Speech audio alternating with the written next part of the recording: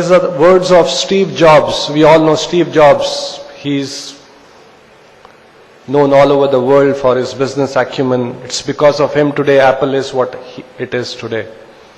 World over, people are talking about Apple products. And it's one of the most valuable company. Billions of dollars of cash reserves, most profitable. And although it's being run now, but everyone knows it's the work of Steve Jobs. He set into motion the processes, the whole company, the innovation, the products. So now what Steve Jobs is saying, when he was in the last days, some of you may be aware he was suffering from pancreatic cancer. So he was bedridden, he was hospitalized. So he writes, I reached the pinnacle of success in the business world. There can't be anyone more successful than him. Although there are many Fortune 500 companies, successful companies, but someone, if they can remember top CEOs of the world, he'll be one among them. I reached the pinnacle of success in the business world. In others' eyes, my life is an epitome of success. It's like a benchmark. Success means this is success. However, aside from work, I have little joy. In the end, wealth is only a fact of life that I am accustomed to.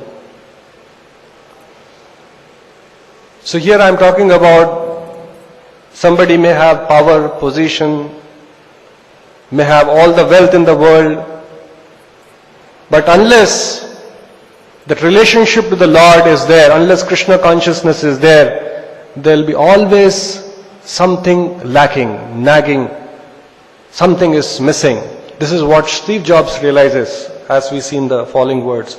At this moment, lying on the sick bed and recalling my whole life, I realize that all the recognition and wealth that I took so much pride in have paled and become meaningless in the face of impending death. Have paled and become meaningless. So all power, position, name, fame, what we hanker for, especially the demons get so much puffed up with, they all pale into insignificance in due course of time. In the darkness, I look at the green lights from the life-supporting machines and hear the humming mechanical sound. He was in the ICU with all kinds of medical gadgets attached to his body. I can feel the breath of God of death drawing closer. Now I know when we have accumulated sufficient wealth to last our lifetime, we should pursue other matters that are unrelated to wealth. We are so fortunate, we are directly pursuing that. Should be something that is more important than wealth. Because after having achieved the epitome of success, something is missing. Something more than what wealth can give us. Non-stop pursuing of wealth will only turn a person into a twisted being just like me. In one sense, he was a nice-hearted person. He came to India. He also learned yoga. He was practicing Buddhism.